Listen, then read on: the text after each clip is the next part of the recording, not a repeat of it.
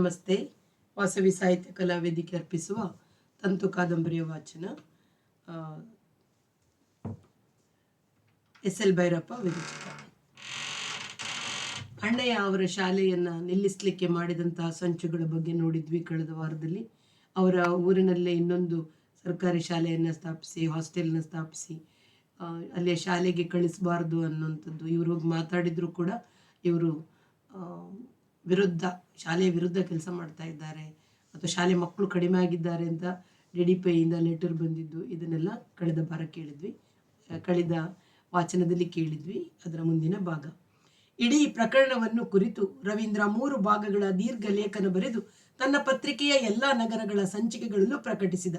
ತನ್ನ ಪತ್ರಿಕೆಯ ಹಿಂದೆ ರಾಮನಗರದ ಹತ್ತಿರ ಗ್ರಾನೈಟ್ ಕಳ್ಳಸಾಗಾಣಿಕೆ ಮತ್ತು ಸೆರೆ ಇಟ್ಟಿದ್ದ ಕೂಲಿ ಆಳುಗಳ ಬಗ್ಗೆ ಪ್ರಕಟಿಸಿದ್ದ ತನಿಖಾ ವರದಿಯ ಹಿನ್ನೆಲೆಯನ್ನು ಕೊಟ್ಟು, ಅನಂತರ ಅದೇ ರೆವಿನ್ಯೂ ಮಂತ್ರಿ, ಅದೇ ಶಿರಸ್ತೆದಾರನು ಕೂಡಿ ರಾಷ್ಟ್ರಕ್ಕೆ ಮಾದರಿಯಾಗಿದ್ದ ವಿದ್ಯಾಶಾಲೆಯ ಭೂಮಿಯನ್ನು ಕಬಳಿಸಲು ಹೂಡಿರುವ ಸಂಚು, ಅದಕ್ಕೆ ಮುಖ್ಯಮಂತ್ರಿ ಅಲ್ಲದೆ ವಿದ್ಯಾ ಇಲಾಖೆಯ ಅಧಿಕಾರಿಗಳು ಶಾಮೀಲಾಗಿರುವುದನ್ನು ದಾಖಲೆ ಪತ್ರಗಳ ಸಂಖ್ಯೆಯ ಸಮೇತ ವಿವರಿಸಿದ.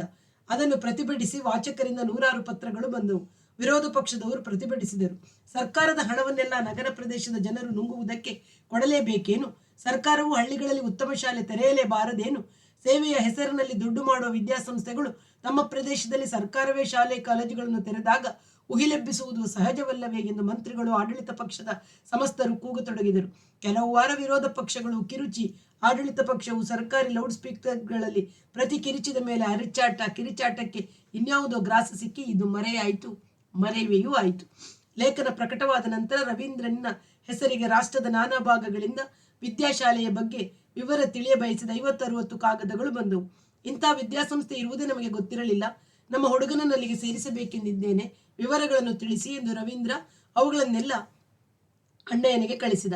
ಅದನ್ನು ಓದಿ ಅವರಿಗೂ ವಿದ್ಯಾಶಾಲೆಯ ಎಲ್ಲ ಉಪಾಧ್ಯಾಯರಿಗೂ ಇಳಿಯುತ್ತಿದ್ದ ಉತ್ಸಾಹ ತುಸು ಏರಿತು. ಕೋರ್ಟಿನ ಕೆಲಸಕ್ಕೆಂದು ಬೆಂಗಳೂರಿಗೆ ಹೋಗಿದ್ದಾಗ ಅಣ್ಣಯ್ಯ ಅವನ್ನೆಲ್ಲ ಪಾಟೀಲರಿಗೆ ತೋರಿಸಿದರು. ತಕ್ಷಣ ಪಾಟೀಲರಿಗೊಂದು ಉಪಾಯ ಹೊಳೆಯಿತು. ಭಾರತದ ಯಾವ ಕಡೆಯಿಂದಲಾದರೂ ಸರಿ, ನಾವು ವಿದ್ಯಾರ್ಥಿಗಳನ್ನ ತಗೋತೀವಿ ಅಂತ ನಿಮ್ಮ ಪಾಲಿಸಿಯನ್ನು ಬದಲಾಯಿಸಿ. ನಿಮಗೆ ಸಾಕಷ್ಟು ವಿದ್ಯಾರ್ಥಿಗಳು ಬರ್ತಾರೆ. ಶಾಲೆ ಮುಚ್ಚುತ್ತದ ಅನ್ನೋ ಅಂಜಿಕೆ ಇರೋದಿಲ್ಲ. ಬೇರೆ ರಾಜ್ಯದ ಮಕ್ಕಳನ್ನ ಸೇರಿಸಿದ್ರೆ ಅವರಿಗೆ ಇಂಗ್ಲಿಷ್ನಲ್ಲಿ ಪಾಠ ಪ್ರವಚನ ನಡೆಸಬೇಕು. ನಡೆಸಿ, ನಿಮ್ಮ ವ್ರತವೇನು ಕೆಡ್ತದೆ ಅದರಿಂದ?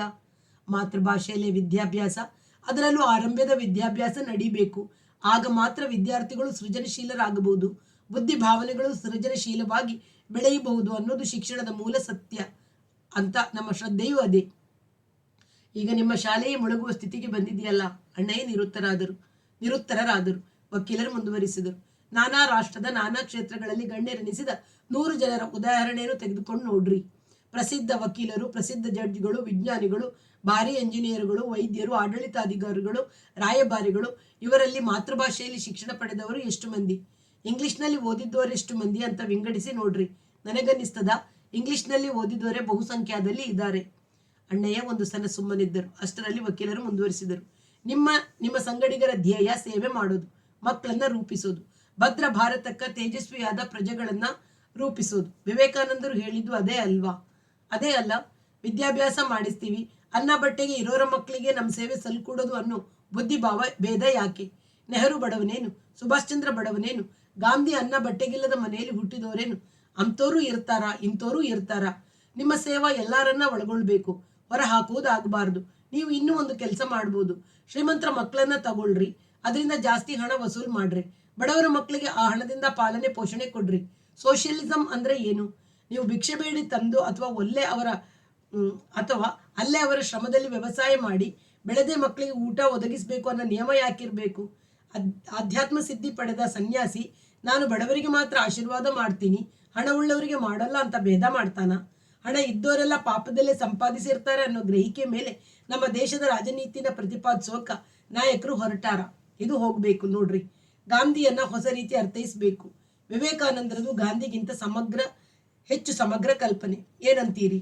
ವಕೀಲರು ಒಂದು ಭಾನುವಾರ ರವೀಂದ್ರನನ್ನು ಕರೆಕೊಂಡು ತಮ್ಮ ಮರ್ಸಿಡೀಸ್ ನಲ್ಲಿ ಕೂತು ಹಾಲುಕೆರೆಗೆ ಬಂದರು. ಅವರಿಗೂ ವಿದ್ಯಾಶಾಲೆಯ ಮೇಲೆ ಹೆಚ್ಚು ಆಸಕ್ತಿ ಬೆಳೆದಿತ್ತು. ಆಳುವ ರಾಜಕೀಯ ಪಕ್ಷವನ್ನು ನ್ಯಾಯಾಲಯದಲ್ಲಿ ಮಾತ್ರವಲ್ಲ, ಸಾಧ್ಯವಾದಲ್ಲೆಲ್ಲ ಕಡೆಗಳಲ್ಲಿ ಸೋಲಿಸುವ ಛಲ ಇತ್ತು. ಹಾಗೆಂದು ನೇರವಾಗಿ ರಾಜಕೀಯ ಪ್ರವೇಶಿಸುವುದು ಅವರ ಮನೋಧರ್ಮವಾಗಿರಲಿಲ್ಲ. ಈ ಶಾಲೆಯ ಇದುವರೆಗಿನ ಬಡ ಆಶ್ರಮದ ಸ್ವರೂಪವನ್ನೇ ಬದಲಿಸಿ ಇಡೀ ರಾಜ್ಯದಲ್ಲೇ ಪ್ರಸಿದ್ಧವಾಗುವಂತೆ ಏಕೆ ಪರಿವರ್ತಿಸಬಾರದು ಎಂಬ ಕಲ್ಪನೆ ಅವರಲ್ಲಿ ಬೆಳೆಯಿತು. ವಿದ್ಯಾಶಾಲೆಯ ಎಲ್ಲ ಉಪಾಧ್ಯಾಯರನ್ನು ಸನ್ಯಾಸಿಗಳನ್ನು ಕೋರಿಸಿಕೊಂಡು ಬೆಂಗಳೂರಿನಲ್ಲಿ ಅಣ್ಣಯ್ಯನೊಡನೆ ಮಂಡಿಸಿದ ವಾದವನ್ನೇ ಇನ್ನಷ್ಟು ವಿವರವಾಗಿ ತಮ್ಮ ವೃತ್ತಿಯ ವಾದ ಕೌಶಲ್ಯದಿಂದ ಮಂಡಿಸಿದರು. ನೀವು ನಿಧಾನವಾಗಿ ಆಲೋಚಿಸಿ ನನಗೆ ಹೇಳ್ರಿ. ಸಂಸ್ಥೆಯ ಜವಾಬ್ದಾರಿ ನನಗೆ ಬಿಡ್ರಿ. ಇದರ ಕೀರ್ತಿ ಮಿಜೋರಾಮಿನಿಂದ ಕಾಂಡ್ಲಾದವರೆಗೆ, ಲದ್ದಾಖ್ನಿಂದ ವಿವೇಕಾನಂದ ಬಂಡೆಯವರೆಗೆ ಹರಡುವ ಹಾಗೆ ಮಾಡ್ತೀನಿ. ಅಂದ್ರ ತಕ್ಕ ಕಲ್ಪನಾ ಕೊಡ್ತೀನಿ. ಅದನ್ನ ಪರಿಶೀಲಿಸಿ ಕಾರ್ಯಗತ ಮಾಡೋರು ನೀವೇ ಎಂದರು. ಉಪಾಧ್ಯಾಯರುಗಳಿಗೆ ಉತ್ಸಾಹ ಏರಿತು. ನಾವೇಕೆ ಹಳ್ಳಿಯ ಶಾಲೆಯ ಉಪಾಧ್ಯಾಯರ ಎನಿಸಿಕೊಂಡು ಉಳಿಯಬೇಕು? ಬರುವ ಕೀರ್ತಿಯನ್ನು ಯಾಕೆ ಹೊರಗೆ ನಿಲ್ಲಿಸಬೇಕು ಎಂಬ ಆಶೆ ಅವರಿಗೂ ಹುಟ್ಟಿತು. ಇಷ್ಟು ವರ್ಷ ಕನ್ನಡ ಮಾಧ್ಯಮದಲ್ಲಿ ಪಾಠ ಹೇಳಿದ ತಮಗೆ ಇಂಗ್ಲಿಷ್ನಲ್ಲಿ ಹೇಳುವುದು ಕಷ್ಟವಾಗುವುದಿಲ್ಲವೇ ಎಂಬ ಆತಂಕ ಕೆಲವರ ಮನಸ್ಸಿನಲ್ಲಿ ಹುಟ್ಟಿದರೂ ಇಂಗ್ಲಿಷ್ನಲ್ಲಿ ಪಾಠ ಹೇಳುವುದೆಂದರೆ ತಮ್ಮ ಅಂತಸ್ತು ಏರಿದಂತೆ ಎಂಬ ಆಶೆಯು ಚಿಗುರಿತು. ತಮ್ಮ ಶಿಷ್ಯರು ವಿಜ್ಞಾನಿಗಳು, ಇಂಜಿನಿಯರ್ಗಳು, ರಾಯಭಾರಿಗಳು, ಪಾಟೀಲರಷ್ಟು ದೊಡ್ಡ ವಕೀಲರು ಆದರೆ ಅವರು ಹೀಗೆ ಇಲ್ಲಿಗೆ ಬಂದು ತಮಗೆ ಕೃತಜ್ಞತೆಯಿಂದ ನಮಸ್ಕರಿಸಿದರೆ ಎಷ್ಟು ಹಿತ ಎನಿಸತೊಡಗಿತು. ಸನ್ಯಾಸಿಗಳಿಗೂ ಆಧ್ಯಾತ್ಮದ ಹೊಸ ಆಯಾಮ ಕಾಣಿಸತೊಡಗಿತು. ಶಾಲೆ ನಿಂತು ಹೋಗಿ ತಮಗೆ ಅಭ್ಯಸ್ತವಾದ ಸೇವಾ ವಸ್ತುಗಳಿಲ್ಲದಿದ್ದರೆ ಜೀವನದ ಆಧಾರ ತಂತುವೇ ಕತ್ತರಿಸಿ ಹೋಗುವ ಸ್ಥಿತಿ ಕಳೆದು ಹೊಸ ಭರವಸೆ ಕಾಣತೊಡಗಿತು. ಶ್ರೀಮಂತ ಮಕ್ಕಳಿಂದ ಹೆಚ್ಚು ವಸೂಲು ಮಾಡಿ ಬಡ ಮಕ್ಕಳಿಗೆ ಉಚಿತವು ಅದೇ ಊಟ, ವಸತಿ, ಶಿಕ್ಷಣ ನೀಡಿ ನಾವು ಎಲ್ಲರನ್ನೂ ಒಂದೇ ಸಮನ ಪ್ರೀತಿಸಿ ಎಂಬ ಪರಿಹಾರ ಎಲ್ಲರಿಗೂ ಸಾಧುವೆನಿಸಿತು. ಒಂದು ತಿಂಗಳಲ್ಲಿ ಎಲ್ಲರೂ ಕೂತು ಚರ್ಚಿಸಿ ಒಂದು ತೀರ್ಮಾನಕ್ಕೆ ಬಂದು ಇಲ್ಲಿಗೆ ದಯಮಾಡಿ ಬಂದು ಹೋಗುವಂತೆ ವಕೀಲರಿಗೆ ಕಾಗದ ಬರೆದರು. ಮುಂದಿನ ಭಾನುವಾರ ರವೀಂದ್ರನೊಡನೆ ಬಂದ ಅವರೊಡನೆ ಮಾತನಾಡಿದ ಮೇಲೆ ವಿದ್ಯಾಶಾಲೆಯ ಆಡಳಿತ ಮಂಡಪವನ್ನು ಪುನರ್ರಚಿಸಿದರು. ವಕೀಲ ಪಾಟೀಲರು ಅಧ್ಯಕ್ಷರು, ಅಣ್ಣಯ್ಯ ಕಾರ್ಯಾಧ್ಯಕ್ಷರು, ಶಂಕರಮೂರ್ತಿ ಕಾರ್ಯದರ್ಶಿ, ಸನ್ಯಾಸಿಗಳೆಲ್ಲ ಸದಸ್ಯರು, ರವೀಂದ್ರ ಮೊದಲಿನಂತೆ ಸದಸ್ಯ. ಇನ್ನು ಕಾಗದದ ಮೇಲಿದ್ದ ಪರಶುರಾಮನ ಹೆಸರನ್ನು ಸದಸ್ಯತ್ವದಿಂದ ಕಿತ್ತು ಹಾಕಿದರು. ಇಂಗ್ಲಿಷ್ ಮಾಧ್ಯಮ ಉಂಟು. ಶ್ರದ್ಧೆಯಿಂದ ಸಮರ್ಪಿಸಿಕೊಂಡ ವಿದ್ಯಾಸಂಪನ್ನ ಗುರುಗಳು, ಆಧುನಿಕ ಪ್ರಯೋಗಶಾಲೆ, ಸುಸಜ್ಜಿತ ಗ್ರಂಥ ಭಂಡಾರ, ನಗರಕ್ಕೆ ದೂರವಾಗಿ ಆಶ್ರಮದ ಮಾದರಿ ವ್ಯವಸ್ಥೆ, ನೈತಿಕ ಹಾಗೂ ಆಧ್ಯಾತ್ಮಿಕ ಬೆಳವಣಿಗೆಗೆ ವಿಶೇಷ ಗಮನ. ಇಂತಹ ಶಾಲೆಗೆ ಭಾರತದಾದ್ಯಂತ ವಿದ್ಯಾರ್ಥಿಗಳನ್ನು ಸೇರಿಸಿಕೊಳ್ಳಲಾಗುತ್ತದೆ. ವಿವರಗಳಿಗೆ ಬರೆದು ಶಾಲಾ ಕೈಪಿಡಿಯನ್ನು ತರಿಸಿಕೊಳ್ಳಿ ಎಂಬ ಜಾಹೀರಾತನ್ನು ರಾಷ್ಟ್ರದ ಎಲ್ಲ ಪ್ರಮುಖ ಪತ್ರಿಕೆಗಳಲ್ಲೂ ಪ್ರಕಟಿಸಿದರು. ಮುಂದಿನ ಬೇಸಿಗೆ ರಜೆ ಕಳೆದು ಶಾಲೆ ಮತ್ತೆ ಆರಂಭವಾದ ನಂತರ ವಿದ್ಯಾಶಾಲೆಯಲ್ಲಿ ಬ್ಯಾಂಗ್ಳೂರು, ಮೈಸೂರು, ಮಂಗಳೂರು, ಬಿಜಾಪುರಗಳಿಂದಲ್ಲದೆ ಪುಣೆ, ಮುಂಬೈ, ಅಹಮದಾಬಾದ್, ಕಾನ್ಪುರ ಮೊದಲಾದ ಬೇರೆ ಬೇರೆ ರಾಜ್ಯಗಳಿಂದ ಒಟ್ಟು 150 ಹುಡುಗರು ಸೇರಿದ್ದರು. ಎಲ್ಲ ತರಗತಿಗಳಲ್ಲೂ ಇದುವರೆಗೆ ಒಂದು ಕನ್ನಡ ಮಾಧ್ಯಮದ ಜೊತೆಗೆ ಒಂದು ಇಂಗ್ಲಿಷ್ ಮಾಧ್ಯಮದ ಪ್ರವಚನವನ್ನು ಆರಂಭಿಸಿದರು. ಎಲ್ಲ ಉಪಾಧ್ಯಾಯರಿಗೆ ಸಡಗರವೋ ಸಡಗರ. ಎಷ್ಟೋ ಪೋಷಕರು ಬಂದು ನೋಡಿಕೊಂಡು ಹೋದರು. ಶಾಲೆಯ ವಾತಾವರಣ, ಶಿಸ್ತು ಎಲ್ಲವನ್ನು ತ್ಯಾಗ ಮಾಡಿದ ಉಪಾಧ್ಯಾಯರು ಅಣ್ಣಯ್ಯನವರ ವ್ಯಕ್ತಿತ್ವಗಳಿಂದ ಆಕರ್ಷಿತರಾದರು. ಆದರೆ ಶಾಲೆಯ ಕಟ್ಟಡ, ಹಾಸ್ಟೆಲ್ಗಳ ಕಟ್ಟಡಗಳು ಯಾಕೆ ಈ ದರಿದ್ರ ಸ್ಥಿತಿಯಲ್ಲಿವೆ ಎಂದು ಆಕ್ಷೇಪಿಸಿದರು.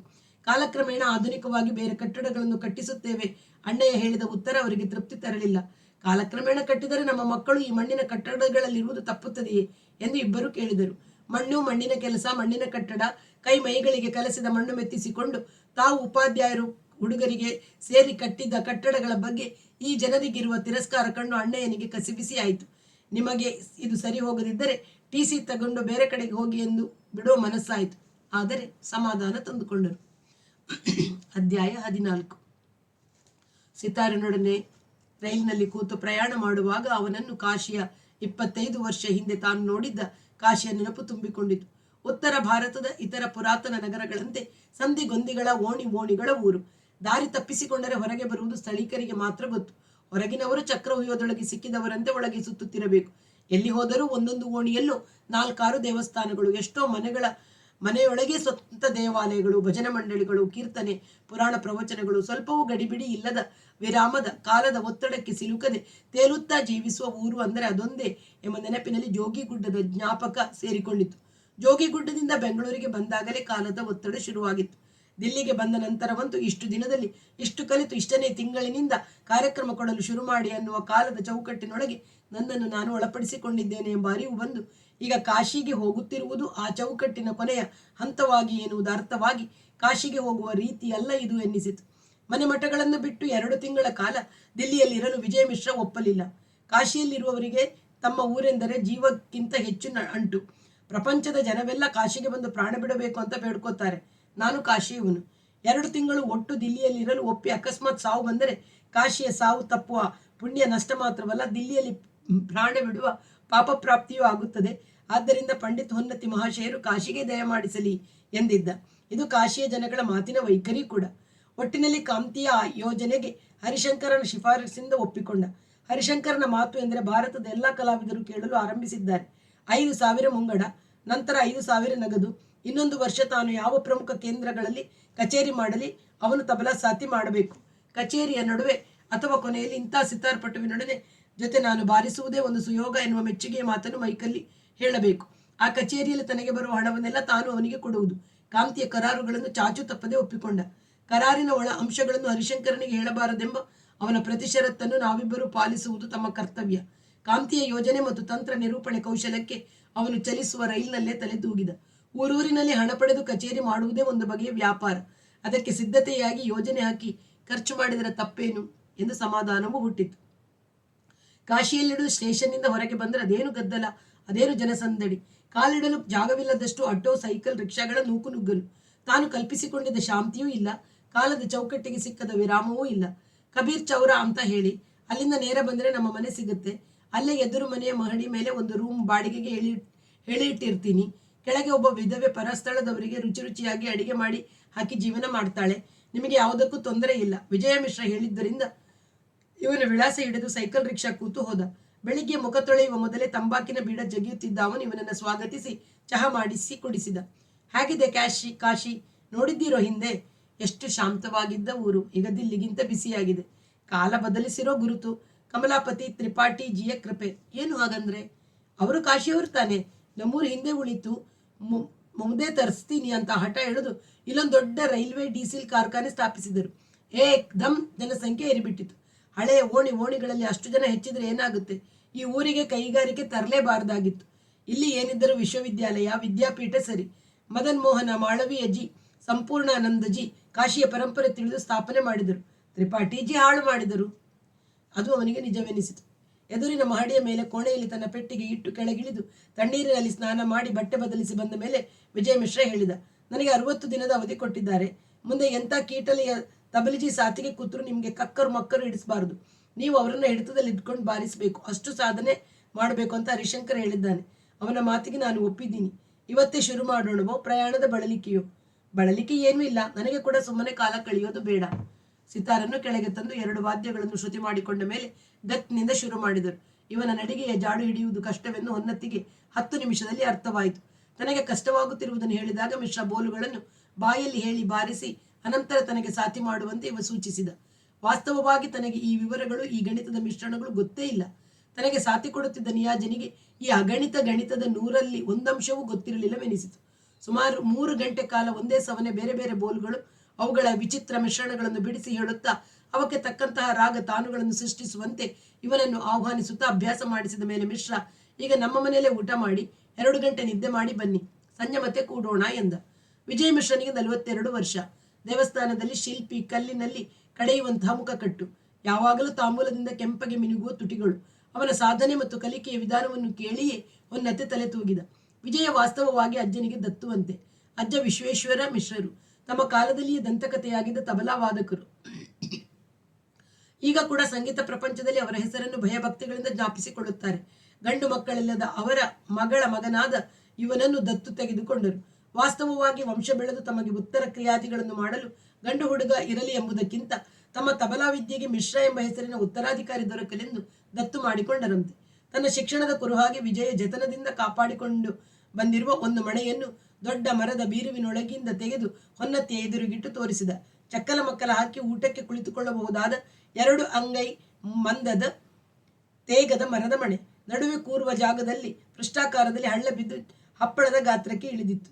ನನಗೆ ತಬಲಾದಲ್ಲಿ ರುಚಿ ಇತ್ತು. ಅದನ್ನು ಕಂಡೇ ಅಜ್ಜ ನನ್ನನ್ನು ಆಯ್ದರು. ನನ್ನ ತಾಯಿಯ 6 ಗಂಡು ಮಕ್ಕಳಲ್ಲಿ ನಾನು 3ನೇಯವನು. ದತ್ತು ಮಾಡಿಸಿಕೊಂಡಾಗ ನನಗೆ 9 ವರ್ಷ. ಈ ಮಣೆಯ ಮೇಲೆ ಕೂರಿಸಿ ಮೊದಲ ಪಾಠ ನಾಧಿ ಧೀನಾ ನಾತಿ ತೀನಾ ಹೇಳಿಕೊಟ್ಟರು. ಆಮೇಲೆ ನನಗೆ 25 ತುಂಬುವ ತನಕ ದಿನಕ್ಕೆ 10-12 ತಾಸು ಇದೇ ಮಣೆಯ ಮೇಲೆ ಕೂತು ಸಾಧನೆ ಮಾಡಿಸಿದರು. ಲೆಕ್ಕ ಹಾಕಿ 16 ವರ್ಷ, ದಿನಕ್ಕೆ 12 ತಾಸು ಕೂತು ಪೃಷ್ಠದ ಭಾಗ ಸವೆದು ನೋಡಿದರೆ ಆಕಾರನ. ಹೊನ್ನತಿಗೆ ಭಯಭಕ್ತಿಗಳು ಹುಟ್ಟಿದವು. ಮನಸ್ಸು ಹದಗೊಳ್ಳುವ, ರೂಪುಗೊಳ್ಳುವ, ಬೆರಳುಗಳು ಬೇಕಾದ ವಿನ್ಯಾಸಕ್ಕೆ ಬಗ್ಗಿ ತಾನ ಲಯಗಳನ್ನು ಬೆರಳಿನ ತುದಿಗಳು ತಮಗೆ ತಾವೇ ಅರ್ಥ ಮಾಡಿಕೊಂಡು ಸಂಪೂರ್ಣ ಪ್ರಭುತ್ವ ಪಡೆಯುವ ವಯಸ್ಸು. ಜೊತೆಗೆ ತನ್ನದೆಲ್ಲವನ್ನು ಮುಕ್ತವಾಗಿ ಕಲಿಸುವ ಮನೆತನದ ವಿದ್ಯೆ. ಅಜ್ಜ ಕಾರ್ಯಕ್ರಮಕ್ಕೆ ದೂರದ ಊರುಗಳಿಗೆ ಹೋಗುತ್ತಿದ್ದರು. ಆಗ ನನ್ನ ಅಭ್ಯಾಸದಲ್ಲಿ ಸ್ವಲ್ಪವೂ ಸಡಿಲವಾಗುವಂತಿಲ್ಲ. ಅಜ್ಜನಿಗಿಂತ ಶಿಸ್ತು. ತಬಲಾದ ಬೋಲಗಳೆಲ್ಲ ಅಜ್ಜಿಯ ಬಾಯಿಗೆ ಬರುತ್ತಿದ್ದು. ಇದೇ ಕೋಣೆಯೊಳಗೆ ನನ್ನನ್ನು ಅಭ್ಯಾಸಕ್ಕೆ ಕೂರಿಸಿ ಹೊರಗಿನಿಂದ ಬಾಗಿಲು ಮುಚ್ಚಿಕೊಂಡು ಮನೆ ಕೆಲಸ ಮಾಡಿಕೊಳ್ಳುತ್ತಿದ್ದರು. ನನ್ನ ಬಾರಿಸಿಕೆಯಲ್ಲಿ ಎಲ್ಲಾದರೂ ಒಂದು ಮಾತ್ರ ಹೆಚ್ಚು ಕಮ್ಮಿ ಆದರೆ, ಒಂದು ಬೋಲ ಲಯ ತಪ್ಪಿ ತಿರುವು ಮರುವಾದರೆ, ಒಂದು ಅಕ್ಷರ ಅಪಸ್ವರದಲ್ಲಿ ನುಡಿದರೆ ತಕ್ಷಣ ಓಡಿ ಬಂದು, ಏನ್ ಬಾರಿಸ್ತಿದ್ಯಾ, ಬುದ್ಧಿ ಯಾವ ಕಡೆ ಸವಾರಿ ಹೋಗಿತ್ತು ಅಂತಿದ್ದಳು. ತಪ್ಪಾಯ್ತು ಅಜ್ಜಿ, ಅಜ್ಜ ಬಂದ್ಮೇಲೆ ಹೇಳ್ಬೇಡ ಅಂತ ಅಂಗಲಾಚಿದರೂ ಬಿಡ್ತಿರ್ಲಿಲ್ಲ. ನನ್ನ ತಪ್ಪುಗಳನ್ನೆಲ್ಲ ಪಟ್ಟಿ ಮಾಡಿ ವರದಿ ಮಾಡಿ ಒಪ್ಪಿಸುತ್ತಿದ್ದಳು. ಸರಿ, ಅಜ್ಜ ಎದುರಿಗೆ ಕೂತು ಆ ಬೋಲ್ಗಳನ್ನು ಆ ಲಯದಲ್ಲಿ 100 ಬಾರಿ ಅಭ್ಯಾಸ ಕೊಡುತ್ತಿದ್ದರು. ಎದುರಿಗೆ ತಮ್ಮ ಡಗ್ಗ ತಬಲ ಇಟ್ಟುಕೊಂಡು ಬಾರಿಸಿ ತೋರಿಸುತ್ತಿದ್ದರು. ಹೊನ್ನತ್ತಜ್ಜಿ, ನಿಮ್ಗೆ ಗೊತ್ತಾ, ನನಗೆ 25 ಆಗಿ ನನ್ನ ವಿದ್ಯೆ ಸರಿ ಹೋಯ್ತು ಅಂತ ಅವರ ಮನಸ್ಸಿಗೆ ಖಾತ್ರಿ ಆಗೋ ತನಕ ನಾನು ಎಲ್ಲೂವರೆಗೆ ಬಾಡಿಸೋಕೆ ಬಿಡ್ಲಿಲ್ಲ. ಮನೆಯಲ್ಲಿ ಮೊಮ್ಮಗ ಅಂತ ದತ್ತು ಮಗ ಇದ್ದಾನೆ, ಕಲಿತಿದ್ದಾನೆ ಅನ್ನೋದು ಹೊರಗೆ ಯಾರ ಕೈಲೂ ಹೇಳಿರ್ಲಿಲ್ಲ. ಕೊನೆಯ 2 ವರ್ಷ ಬನರಾಸಿಗೆ ಯಾವ ದೊಡ್ಡ ಸಿತಾರ್, ಸರೋದ್, ಸೂರ್ಬಹಾರ್ ವಾದಕ ಬರಲಿ ಮನೆಗೆ ಕರೆತಂದು ನನ್ನ ಜೊತೆಗೆ ತುಂಬಾ ಕ್ಲಿಷ್ಟವಾದ ತಾನುಗಳನ್ನು ಬಾರಿಸಿ ಅಭ್ಯಾಸ ಕೊಡಿಸುತ್ತಿದ್ದರು. ಹೀಗೆ ಮಾಡಿ ವಿಜಯ ಮಿಶ್ರನನ್ನ ಮೊಟ್ಟ ಮೊದಲ ಕಚೇರಿಗೆ ಅಖಿಲ ಭಾರತದ ಖ್ಯಾತಿಯ ತಬಲಪಟುವಾಗಿ ಮಾಡಿಬಿಟ್ಟರು. ಮಾಡಿದ 6 ತಿಂಗಳಿಗೆ ವಿಶ್ವನಾಥ ಪಾದ ಸೇರಿಕೊಂಡು ಬಿಟ್ಟರು. ತಮ್ಮ ಕರ್ತವ್ಯ ಮುಗಿಯಿತು ಅನ್ನುವ ಹಾಗೆ. ಕೊನೆಯ ವಾಕ್ಯ ಹೇಳುವಾಗ ಅವನ ಧ್ವನಿ ಒದ್ದೆಯಾಗಿತ್ತು. ಈ ವಿಜಯ ಮಿಶ್ರನಿಗೆ ಮೊದಲ 2 ಗಂಡು ಮಕ್ಕಳು, ನಂತರ 3 ಹೆಣ್ಣು ಮಕ್ಕಳು. ಗಂಡು ಮಕ್ಕಳು ಒಬ್ಬನಿಗಾದರೂ ಮನೆತನದ ವಿದ್ಯೆ ಕಲಿಸಲು ಹೆಣಗುತ್ತಾನೆ. ಯಾರು ಮನಸ್ಸು ಕೊಡುವುದಿಲ್ಲ. ನಮ್ಮಿಷ್ಟ ಬಂದದನ್ನು ಕಲಿತೀವಿ, ಇದನ್ನೇ ಕಲಿ ಅನ್ನೋದಕ್ಕೆ ನೀವ್ಯಾರು ಅಂತ ಕೇಳಲು ಶುರು ಮಾಡಿದ್ರಂತೆ. ನಾವು ಎಂಜಿನಿಯರ್ ಆಗ್ತೀವಿ ಅಂತ ಹೊರಟರು, ಪ್ರವೇಶ ದೊರೆಯಲಿಲ್ಲ. ಬಿಸ್ನೆಸ್ ಮಾಡ್ತೀವಿ ಅಂತ ಹೋದ್ರು, ಬಂಡವಾಳ ಗಂಗಾ ನದಿಯಲ್ಲಿ ಮುಳುಗಿತು. ಟ್ರಾವೆಲ್ ಏಜೆನ್ಸಿ ಮಾಡ್ತೀವಿ ಅಂತ ಓಡಾಡುತ್ತಿದ್ದಾರೆ, ಅದರಲ್ಲಿಯೂ ಮುಂದುವರಿಯುವುದಿಲ್ಲ ಅಂತ ತಂದೆಗೆ ಗೊತ್ತಿದೆ. ಆದರೆ 24-22 ವರ್ಷದ ಗಂಡು ಮಕ್ಕಳಿಗೆ ತಂದೆ ಅನ್ನ ಹಾಕುವುದರ ಜೊತೆಗೆ ಖರ್ಚಿಗೂ ಕಾಸು ಕೊಡಬೇಕು. ಖರ್ಚು ಅಂದ್ರೆ ಏನು? ಮನೆ ಊಟ, ನಾಷ್ಟ, ಚಹಾ ರುಚಿಸೋದಿಲ್ಲ. ಸಣ್ಣ ಹೋಟೆಲ್ ಅಂತಸ್ತಿಗೆ ಕಮ್ಮಿ, ಏರ್ ಕಂಡೀಷನ್ ರೆಸ್ಟೋರಾವೇ ಬೇಕು. ಒಂದ್ಸಲ ಹೋಗಿ ಬಂದ್ರೆ 30-40 ರೂಪಾಯಿ ಕೊಡೋದಿಲ್ಲ ಅಂದ್ರೆ ತಾಯಿ ಎದುರಿಗೆ ನನ್ನನ್ನು ಹೀನಾಮಾನ ಹೊಲಸು ಮಾತಾಡ್ತಾರೆ. ಕೇಳಲಾರದೆ ಅವಳು ಕೊಡಿ ಅಂತ ನನ್ನನ್ನು ಕೊರಿತಾಳೆ. ನಾನು ದುಡಿದು ಇವರಿಗೆ ತೆರೋದು. ಭಾರತೀಯ ವಿದ್ಯೆಗಳಲ್ಲಿ ಮನೆತನದಿಂದ ಬಂದವರಿಗೆ ಹೆಚ್ಚಿನ ಪ್ರಭುತ್ವವಿರುವುದು ಅವರ ವೀಕ್ಷಣೆಗೂ ಬಂದಿತ್ತು. ಆದ್ರೆ ಅದು ಕತ್ತರಿಸಿ ಹೋಗಿರುವುದು ಈಗಿನ ಪ್ರವೃತ್ತಿಯಾಗಿರುವುದನ್ನು ಕೂಲಂಕಷವಾಗಿ ನೋಡಿ ತಿಳಿದಿದ್ದ. ಅಂದ್ರೆ ನಿಮಗೆ ಮದುವೆಯಾದಾಗ ಎಷ್ಟು ವರ್ಷ? ಹೇಳಿದ್ನಲ್ಲ, ಈ ಕೋಣೆಯೊಳಗೆ ಕೂಡಿ ಹಾಕಿ ನಸುಕಿನಿಂದ ರಾತ್ರಿಯ ತನಕ ಸಾಧನೆ ಮಾಡಿಸುತ್ತಿದ್ದರು. 16ಕ್ಕೆ ಮದುವೆ ಮಾಡಿದರು, 18ಕ್ಕೆ ಹೆಂಡತಿ ಮನೆಗೆ ಬಂದಳು, 19ಕ್ಕೆ ತಂದೆಯಾದೆ. ಆದ್ರೂ ಹಗಲು ಹೊತ್ತು ಈ ಕೋಣೆಯೊಳಗೆ ಸಜಾ ಇರುತ್ತಿದ್ದೆ. ಹೆಂಡತಿ ಅಜ್ಜಿಯ ಜೊತೆಗೆ ಅಡಿಗೆ ಕೆಲಸದಲ್ಲಿ. ಅಜ್ಜಿ ಇದೇ ಕೋಣೆಯಲ್ಲಿ ಊಟದ ತಟ್ಟೆ ತಂದು ಮಗುವಿಗೂ ತಿನಿಸು ಆಗಿ ಉಣ್ಣಿಸುತ್ತಿದ್ದಳು. ರಾತ್ರಿ 1 ಗಳಿಗೆ ಹೊರಗೆ ತಿರುಗಾಡಿಕೊಂಡು ಬಂದು ಅಜ್ಜನ ಮುಂದೆ ಕತ್ತು ಬಗ್ಗಿಸಿ ಊಟ ಮಾಡಿ ಮಹಡಿ ಮೇಲೆ ಹೆಂಡತಿ ಜೊತೆ ಶಯನಕ್ಕೆ ಹೋಗ್ಬೇಕು. ಇಡೀ ಹಗಲು ಅವಳ ಜೊತೆಗೆ ಮಾತಿಲ್ಲ, ಮುಖದರ್ಶನವಿಲ್ಲ. 3 ಮಕ್ಕಳಾಗಿದ್ದು. ಹೆಂಡತಿಯ ಹೆರಿಗೆ ದಿನವೂ ನನ್ನ ಅಭ್ಯಾಸ ನಿಲ್ಲಿಸಲಿಲ್ಲ. ನನ್ನ 25ನೇ ವಯಸ್ಸಿನಲ್ಲಿ ಮೊದಲ ಕಚೇರಿ ಮಾಡಿದ ಮೇಲೆ ಈ ಶಿಸ್ತು ನಿಂತಿತ್ತು. ಅಷ್ಟರಲ್ಲಿ ಹೆಂಡತಿಯ ಗಮನವೆಲ್ಲ ಮಕ್ಕಳ ಕಡೆಗೆ ತಿರುಗಿತ್ತು ಎಂದು ಮಾರ್ಮಿಕವಾಗಿ ನಕ್ಕ. ವಿಜಯ ಮಿಶ್ರ ಒಳ್ಳೆಯ ಹರಟೆಗಾರ, ಇದು ಬನವಾಸಿನವರ ಗುಣ ಎನ್ನುವುದು ಹೊನ್ನತ್ತಿ ಚೆನ್ನಾಗಿ ಅರ್ಥ ಮಾಡಿಕೊಂಡಿದ್ದ. ದಿಲ್ಲಿಯ ಐರೋಪ್ಯ ಪ್ರಭಾವಕ್ಕೆ ಒಳಗಾಗಿರುವಂತೆ ಇದು ವೈಯಕ್ತಿಕ, ಇದು ಕೇಳಬಾರದು, ಕೆದಕಬಾರದೆಂಬ ಸೂಕ್ಷ್ಮಗಳು ಆರಂಭದಲ್ಲಿದ್ದರೂ ಪರಿಚಯ ತುಸು ನಿಕಟವಾದ ಮೇಲೆ ಎಗ್ಗು ತಗ್ಗಿಲ್ಲದೆ ಮಾತನಾಡುವುದು ಮಿಶ್ರನ ಸ್ವಭಾವವೆಂದು ಅವನಿಗೆ ಅರ್ಥವಾಯಿತು. 20 ವರ್ಷಗಳಿಂದ ಸಂಗೀತಗಾರರೊಡನೆ ಸಂಪರ್ಕವಿದ್ದುದರಿಂದ ಇದಾವುದು ಅವನಿಗೆ ಹೊಸತಾಗಿರಲಿಲ್ಲ. ಆದರೆ ಅಜ್ಜನಿಂದ ಕಲಿತ ಶಿಸ್ತಿನ ಪ್ರಭಾವವಿರಬಹುದು. ಮಿಶ್ರ ಇವನಿಗೆ ಕೊಡುವ ತರಬೇತಿಯಲ್ಲಿ ಕಿಂಚಿತ್ತೂ ವಂಚನೆ ಮಾಡುತ್ತಿರಲಿಲ್ಲ. ಎಷ್ಟು ಸಲ ಕೋಪ ತೋರಿಸಿ ಬೈದು ಕ್ಲಿಷ್ಟವಾದ ವಿನ್ಯಾಸಗಳನ್ನು 10 ಸಾರಿ ಬಾರಿಸಿಸಿ ಕಲಿಸುತ್ತಿದ್ದ. ಹರಟೆ ಹೊರಡೆಯುವಾಗ ಮಾತ್ರ ಉಚ್ಚಾಯಿಸುತ್ತಿದ್ದ. ಒಂದು ದಿನ ಅಂದ, ನೀವಿಲ್ಲಿಗೆ ಬಂದು 20 ದಿನವಾಯ್ತು, ಒಬ್ಬರೇ ಇದ್ದೀರಿ, ಬೇಜಾರಾಗೋಲ್ವಾ? ಒಬ್ಬನೇ ಎಲ್ಲಿದ್ದೀನಿ? ಬೆಳಗಿನಿಂದ ಸಂಜೆ ತನಕ ನಿಮ್ ಜೊತೆ ಇದೆ, ಸಾಧನೆ ಇದೆ. ಹಗಲು ಕಲಿತ ಬೋಲ್ ತಾನುಗಳನ್ನು ರಾತ್ರಿ ನಿದ್ದೆ ಬರೋ ತನಕ ಮನನ ಮಾಡ್ತೀನಿ. ಅದಲ್ಲ ನಾನು ಹೇಳಿದ್ದು. ಅವನು ಅರ್ಥ ಇರುವಂತೆ ನಕ್ಕ. ಅವನ ಮಾತು ಅರ್ಥವಾದರೂ ಇವನು ತಿಳಿಯದವನಂತೆ ಸುಮ್ಮನಿದ್ದ. ಅವನೇ, ಮೇಡಮ್ ಕಾಂತೀಜಿಗೆ ತಿಳಿತು ಅಂತ ಭಯವೇ? ವಿಶ್ವನಾಥನ ಮೇಲೆ ಆಣೆ ಇಟ್ಟು ಹೇಳ್ತೀನಿ, ನಾನೆಂದಿಗೂ ಯಾರ ಕೈಲೂ ಬಾಯಿ ಬಿಡೋಲ್ಲ, ಹರಿಶಂಕರ್ನ ಕೈಲೂ ಬಾಯಿ ಬಿಡೋಲ್ಲ. ಕಷ್ಟವಾದ್ರೆ ಹೇಳಿ, ನಾನು ಒಳ್ಳೆಯ ಮನೆ ತೋರಿಸ್ತೀನಿ, ಬೇಕಾದ್ರೆ ಜೊತೆಲೇ ಹೋಗೋಣ. ಕಲಾವಿದರು ಅಂದ್ರೆ ಅದರ ಅಗತ್ಯ ಇದ್ದೇ ಇರುತ್ತೆ, ಇಲ್ಲದಿದ್ರೆ ಸ್ಫೂರ್ತಿ ಎಲ್ಲಿಂದ ಬರಬೇಕು? ಈ ಕೊನೆಯ ಮಾತು ಅವನಿಗೆ ಆಶ್ಚರ್ಯವನ್ನು ಉಂಟು ಮಾಡಲಿಲ್ಲ. ಆದರೆ ಕಾಂತಿಗೂ ನನಗೂ ಇರುವ ಸಂಬಂಧ ತನಗೆ ಗೊತ್ತು ಎಂಬ ಅರ್ಥದಲ್ಲಿ ಆಡಿದ ಮೊದಲ ವಾಕ್ಯದಿಂದ ಅವನಿಗೆ ಕಸಿವಿಸಿ ಆಯಿತು. 2 ತಿಂಗಳು ಹೀಗೆ ತರಬೇತಿ ಕೊಡುವಂತೆ, ಮುಂದೆ 1 ವರ್ಷ ತನಗೆ ಸಾಥಿಯಾಗಿ ಪ್ರಚಾರ ಕೊಟ್ಟು ತನ್ನ ಪಾಲಿನ ಹಣ ಪಡೆಯುವ ವ್ಯವಹಾರವನ್ನೆಲ್ಲ ವಿವರಿಸಿ ನಿರ್ಧರಿಸಿ ಮಾತನಾಡಿದವಳು ಅವಳು. ಆದ್ದರಿಂದ ಈ ಊಹೆ ಮಾಡಿದನು. ಸ್ವಂತ ಅಕ್ಕ ತಂಗಿ ಮೊದಲಾದ ಸಂಬಂಧವನ್ನು ನಿಖರಗೊಳಿಸದಿದ್ದರೆ ಇಂತಹ ಊಹೆ ಸಹಜವೇ ಎನ್ನಿಸಿ ತಾಳ್ಮೆ ತಂದುಕೊಂಡು, ಸಂಗಡವೇ ಡಾಕ್ಟರ್ ಹರಿಶಂಕರ್ ಇವನು ಮೊದಲಿಂದ ಏಕವಚನದಲ್ಲಿ ನಿರ್ದೇಶಿಸಿರುವ ನೆನಪಾಗಿ ಮುಖ್ಯ ಪ್ರಶ್ನೆಯ ದಿಕ್ಕು ತಪ್ಪಿಸಿದಂತಾಗುತ್ತದೆ ಎಂಬ ಅನುಕೂಲವು ತೋರಿ, ಡಾಕ್ಟರ್ ಹರಿಶಂಕರ್ ಪ್ರಸಾದ್ ನಿಮಗೆ ಹೇಗೆ ಗೊತ್ತು? ಓಹ್, ಗೊತ್ತೇ ಇಲ್ವೇ? ಮಿಶ್ರ ಧ್ವನಿ ತಗ್ಗಿಸಿ ಇವನೊಬ್ಬನಿಗೆ ಹೇಳುವಂತೆ ಪಿಸುಗುಟ್ಟಿದ. ನಾ ಮೊಟ್ಟ ಮೊದಲು ಸೂಳೆ ಮನೆಗೆ ಹೋದದ್ದು ಅವನ ಜೊತೆಯಲ್ಲಿ. 15 ತುಂಬಿ 16ಕ್ಕೆ ಬಂದಿದ್ದೆ. ನಮ್ಮ ಕೇರಿಯಲ್ಲೇ ಅವನ ಮನೆ. ರಾತ್ರಿ ಆದ ಮೇಲೆ ಒಂದು ಗಳಿಗೆ ತಿರುಗಾಡೋಕ್ಕೆ ಅಂತ ಹೋಗ್ತಿದ್ದೆ ಅಂದೇನಲ್ಲ, ಅವನದೇ ಜೊತೆ. ಅವನು ಇಂಟರ್ಮೀಡಿಯೇಟ್ ಓದ್ತಿದ್ದ. ಓದೋದ್ರಲ್ಲಿ ಅವನು ತುಂಬ ಬ್ರಿಲಿಯಂಟ್. ಅವರದ್ದು ಮೂಲ ಮದ್ರಾಸ. ಏನು ಹೇಳ್ತೀರಾ ಹೊನ್ನಜ್ಜಿ? ಬನ್ರಾಸ್ ಅಲ್ಲದವರಿಗೆ ಭಾರತೀಯ ಸಂಸ್ಕೃತಿಯ ಎಲ್ಲ ಶಾಖೆಗಳು ಇಷ್ಟು ಪರಿಚಯವಿರೋಕ್ಕೆ ಸಾಧ್ಯವೇ? ಸಂಸ್ಕೃತ, ವೇದಾಂತ, ಪುರಾಣ, ನೃತ್ಯ, ನಾಟಕ, ಟುಮರಿ, ಚೈತಿ, ಏನೇನು ಬೇಕು ಹೇಳಿ? ಭಾರತದ ಬೇರೆ ಯಾವ ಊರಿನಲ್ಲೂ ಇಷ್ಟು ಜೀವಂತವಾಗಿ ಬದುಕಿವೆ ಹೇಳಿ? ಹರಿಶಂಕರ ನಿಜವಾಗಿ ಬುದ್ಧಿವಂತ, ವಿಷಯ ತಿಳ್ಕೊಂಡಿದ್ದಾನೆ, ಪುಸ್ತಕ ಬರೆದಿದ್ದಾನೆ. ಅದಕ್ಕೆ ಅವನನ್ನು ಸಂಸ್ಕೃತಿ ಸಲಹಕಾರ ಅಂತ ನೇಮಿಸಿದ್ದು. ಹರಿಶಂಕರ್ನ ಬಗೆಗೆ ಒಂದು ವಿಷಯ ತಿಳಿದುಕೊಳ್ಳುವ ಕುತೂಹಲ ಹೊನ್ನತ್ತಿಗೆ ತುಂಬ ಇತ್ತು. ಅದನ್ನು ಕೇಳಿದರೆ ತಪ್ಪಾಗಲಾರದು ಎನಿಸಿತು. ಡಾಕ್ಟರ್ ಹರಿಶಂಕರ್ ಅವರಿಗೆ ಮೊದಲೊಂದು ಮದುವೆಯಾಗಿತ್ತು ಅಂತಾರೆ, ನಿಜವೇ? ನಿಜವೇನು? ಬನ್ರಾಸ್ನಲ್ಲೇ ಇದ್ದಾಳೆ. ಲಲ್ಲಾಪುರದಲ್ಲಿ ಅವಳ ತಾಯಿ ಮನೆಯಲ್ಲಿ ಇದ್ದಾಳೆ. ಒಬ್ಬ ಮಗ, ಒಬ್ಬ ಮಗಳ ಜೊತೆ. ನನಗೆ 16ಕ್ಕೆ ಮದುವೆ ಆಯ್ತು ಅಂದನಲ್ಲ, ಅವನಿಗೆ 18ಕ್ಕೆ. ಬೇಕಾದ್ರೆ ಒಂದಿನ ಹೀಗೆ ತಿರುಗಾಡ್ಕೊಂಡು ಬಂದೆವು ಅನ್ನೋ ಹಾಗೆ ಅವ್ರ ಮನೆ ಕರ್ಕೊಂಡು ಹೋಗ್ತೀನಿ. ಆಕೆನ ನೀವು ನೋಡೋರಂತೆ. ಒಳ್ಳೆ ಹೆಂಗಸು. ಸ್ಫುರದ್ರೂಪಿ ಅಂದ್ರೆ ಹೇಗೆ ಗೊತ್ತಾ? ತಾಯಿ ಅನ್ನಪೂರ್ಣೇಶ್ವರಿ. ರೂಪವೂ ಹಾಗೆ, ಕೈಯೂ ಹಾಗೆ. ಅವಳು ಊಟಕ್ಕೆ ಬಡಿಸೋಕೆ ಶುರು ಮಾಡಿದ್ರೆ ಪಾತ್ರೆ ಒಳಗಿನ ಅನ್ನ 1 2 ಆಗಿ 2 4 ಆಗಿ 4 8 ಆಗಿ ಒಳಗೆ ದ್ವಿಗುಣವಾಗುತ್ತಾ ಹೋಗುತ್ತೆ. ಇಂಥ ಹೆಂಡ್ತಿನ ಇಲ್ಲಿ ಬಿಟ್ಟು ಅಲ್ಲಿ ಹೋಟೆಲ್ ಡಬ್ಬಿ ತಿನ್ಕೊಂಡಿರೋದು ಅವನ ಹಣೆ ಬರಹ. ಯಾಕೆ ಹಾಗೆ? ಅವನಿಗೆ ಮೊದಲಿಂದ ಬೇರೆ ಬೇರೆ ಹೆಂಗಸರ ಕೈಯಾಲಿ ಆಕರ್ಷಿಸಿದ ಶಕ್ತಿಯೂ ಇದೆ. ಈಗ ನನ್ನ ನೋಡಿ, ದೊಡ್ಡ ತಬಲ್ಜಿ. ವಿಜಯ ಮಿಶ್ರನ ತಬಲ ಒಂದಾವರ್ತನದ ಖಾಲಿ ಟೇಕು ಬಿದ್ದರೆ ಸಾಕು, ಹೆಂಗಸರು ಗಂಡಸರೆಲ್ಲ ಸೆಟೆದು ಕೂತ್ಕೋತಾರೆ ಅನ್ನೋದು ನಿಮಗೂ ಗೊತ್ತಲ್ವೇ? ಅವನಿಗಿಂತ ನಾನು ಲಕ್ಷಣವಾಗಿಯೂ ಇದ್ದೀನಲ್ಲ. ಆದರೂ ನನಗೆ ಯಾವ ಹೆಂಗಸು ಆಕರ್ಷಿತರಾಗಿ ಬಂದು ಸ್ನೇಹ ಬೆಳೆಸಿಲ್ಲ. ಅವನು ನಿಮ್ಮ ಹಾಗೆ ಕಲಾವಿದನಲ್ಲ, ನನ್ನಷ್ಟು ಲಕ್ಷಣವಾಗಿಯೂ ಇಲ್ಲ. ಆದರೂ ಒಂದಾದ ಮೇಲೆ ಒಂದರ ಹಾಗೆ ಸ್ನೇಹಗಳು ಆಗ್ತಾನೆ ಇರ್ತವೆ. ಇದಕ್ಕೇನಂತೀರಿ? ನಶೀಬ್. ಅವನಿಗೆ ನಶೀಬಿದೆ, ನನಗಿಲ್ಲ ಎಂದವನು ತನ್ನ ವಿಚಾರವನ್ನು ಪರಿಷ್ಕರಿಸಿಕೊಂಡವನಂತೆ ತಬಲಾದವರಿಗೆ ಆಕರ್ಷಿತರಾಗುವವರು ಕಡಿಮೆ. ಎಷ್ಟಂದ್ರೂ ನಾವು ಸಾಥಿದಾರರು ನೋಡಿ, ಮುಖ್ಯ ಕಲಾವಿದರಲ್ಲ. ಸಿತಾರಿನ ನಿಮಗೆ ಬೇಕಾದಷ್ಟು ಸಿಗುತ್ತೆ ಎಂದು ಮೆಚ್ಚುಗೆಯಿಂದ ಕಣ್ಣು ಹೊಡೆದ. ಅಂದ್ರೆ ಗಂಡ ಹೆಂಡತಿಗೆ ಸಂಪರ್ಕವೇ ಇಲ್ವೇ? ಹೊನ್ನತ್ತಿ ವಿಷಯವನ್ನು ಹಳಿಗಳ ಮೇಲೆ ತಂದ. ಚೆ ಇಲ್ಲ ಅಂತ ಯಾರು ಹೇಳಿದ್ರು? ಹೆಂಡತಿನ ಕರೆಸ್ಕತಾನೆ, 2 ತಿಂಗಳಾದ್ಮೇಲೆ ವಾಪಸ್ ಕಳಿಸ್ತಾನೆ. ರಜೆಯಲ್ಲಿ ಅವನೇ ಬಂದು ಇಲ್ಲಿ ಇರ್ತಾನೆ. ಪ್ರತಿ ತಿಂಗಳು ತಪ್ಪದೆ ಹಣ ಕಳಿಸ್ತಾನೆ. ಹೆಂಡತಿನ ಇಲ್ಲಿ ಬಿಟ್ಟಿರೋಕೆ ಒಂದು ಅನುಕೂಲವಾದ ನೆಪ ಸಿಕ್ಕಿದೆ. ಮಕ್ಕಳಿಬ್ರು ಇಲ್ಲೇ ಓದ್ತಿದ್ದಾರೆ. ಅವರನ್ನ ಹಾಸ್ಟೆಲಲ್ಲಿ ಬಿಟ್ಟೋದ್ರೆ ಕೆಟ್ಟೋಗ್ತಾರೆ. ನೀನು ಇಲ್ಲೇ ಇದ್ದವ್ರನ್ನ ನಿಗಾ ನೋಡಿಕೋ ಅಂತ ಹೆಂಡತಿಗೆ ಹೇಳಿದ್ದಾನೆ. ಗಂಡ ತನ್ನನ್ನು ಇಲ್ಲಿಗೆ ಕಳಿಸೋ ಉದ್ದೇಶ ಅವಳಿಗೆ ಗೊತ್ತಿಲ್ಲದೇ ಇಲ್ಲ. ಆದರೆ ಈ ಯೂನಿವರ್ಸಿಟಿಯಿಂದ ದಿಲ್ಲಿ ಯೂನಿವರ್ಸಿಟಿಗೆ ಮಧ್ಯದಲ್ಲಿ ಬದಲಾಯಿಸೋದು ಸಾಧ್ಯವಿಲ್ಲ. ಅಲ್ಲದೆ ಬನಾರಸ್ ಯೂನಿವರ್ಸಿಟಿಯ ಸ್ಟ್ಯಾಂಡರ್ಡ್ ದಿಲ್ಲಿದ್ದಕ್ಕೆ ಇಲ್ಲ ಅಂತ ಅವಳನ್ನು ನಂಬಿಸಿಬಿಟ್ಟಿದ್ದಾನೆ. ಅವಳಿಗೆ ಮಕ್ಕಳ ಮೇಲೆ ಎಲ್ಲಿಲ್ಲದ ವಾಂಚಲ್ಯ. ಅದಕ್ಕೆ ಇಲ್ಲೇ ಇದ್ದಾಳೆ. ಈ ವಿಷಯದಲ್ಲಿ ಇದಕ್ಕಿಂತ ಹೆಚ್ಚು ಆಸಕ್ತಿ ತೋರಿಸುವುದು ಸರಿಯಲ್ಲವೆನಿಸಿ ಹೊನ್ನತ್ತಿ ನಿರ್ಧರಿಸಿದ. ಅಷ್ಟು ಒಳಗೊಳಗಿನ ಸ್ನೇಹಿತರಾಗಿರುವಾಗ ನಾನು ಕುತೂಹಲ ತೋರಿಸಿ ಕೇಳಿದ ಪ್ರಶ್ನೆಗಳನ್ನು ಇವನವನಿಗೆ ವರದಿ ಮಾಡದೆ ಇರೋದಿಲ್ಲ. ಅಲ್ಲದೆ ಬಾಯಿ ಚಪ್ಪಲದವರಿಗೆ ತಾನು ಗ್ರಾಸ ಒದಗಿಸಲೂಬಾರದು ಎಂದು ನಿರ್ಧರಿಸಿ ನಮ್ಮ ದೇಶದಲ್ಲಿ ಇಂಥ ಹೆಂಗಸರೇ ಹೆಚ್ಚು ಎಂದು ಸಿತಾರನ್ನು ಎತ್ತಿಕೊಂಡು ಅಭ್ಯಾಸ ಶುರು ಮಾಡಿದ. ತಾನು ತಬಲದ ಮೇಲೆ ಒಂದು ಟೇಕು ಹಾಕಿ ಶ್ರುತಿ ಮಾಡಿಕೊಳ್ಳುತ್ತಾ ಮಿಶ್ರ, ಹಾಗೆಲ್ಲ ಹೇಳಬೇಡಿ, ಅವಳು ಅಪೂರ್ವದ ಹೆಂಗಸು. ನನ್ನ ಹೆಂಡತಿ ಇದ್ದಾಳಲ್ಲ, ಒಂದು ಚೂರು ಏನಾದರೂ ಅನುಮಾನ ಬಂದರೂ ಸರ್ಪದ ಹಾಗೆ ಹೊಂಚು ಹಾಕಿ ಕಾಯ್ದು ಬಿಡ್ತಾಳೆ. ನಿಮಗೆ ತಯಾರಿ ಕೊಡೋಕೆ 2 ತಿಂಗಳು ದಿಲ್ಲಿಲಿರೋಕ್ಕೆ ನಾನು ಯಾಕೆ ಒಪ್ಪಲಿಲ್ಲ ಅನ್ನೋದ್ರ ಕಾರಣ ಈಗ ಹೇಳ್ತೀನಿ ಕೇಳಿ. ಹರಿಶಂಕರ ದಿಲ್ಲಿಲೇ ಇದ್ದಾನೆ. ನಾನು ಸಂಸಾರ ಇಲ್ಲಿ ಬಿಟ್ಟು ಅಲ್ಲಿ 2 ತಿಂಗಳು ಇರ್ತೀನಿ ಅಂದರೆ ಬೇರೆ ಏನೋ ವ್ಯವಹಾರ ಇರುತ್ತೆ ಅಂತ ಇವಳ ಬುದ್ಧಿ ಯೋಚಿಸುತ್ತೆ. ಗಂಡನಿಗೂ ವಯಸ್ಸಾಗಿದೆ, ನಾನು ಮುದುಕಿಯಾಗಿದ್ದೀನಿ, ಹಾಗೆಲ್ಲ ಯೋಚನೆ ಮಾಡಬಾರದು ಅನ್ನೋ ಪರಿವೆಯೇ ಇಲ್ಲ. ಎಷ್ಟೇ ವಯಸ್ಸಾಗಲಿ ಈ ವಿಷಯದಲ್ಲಿ ಗಂಡಸರನ್ನ ನಂಬಬಾರದು ಅಂತ ಅವಳದು ಮೂಲ ಸಿದ್ಧಾಂತ ಎಂದು ಹತೌಡಿಯಿಂದ ತಬಲಾದ ಗಂಟನ್ನು ಲಘುವಾಗಿ ತಟ್ಟತೊಡಗಿದ. ಕಾಂತಿಯಿಂದ ಕಾಗದಗಳು ಬರುತ್ತಿದ್ದವು.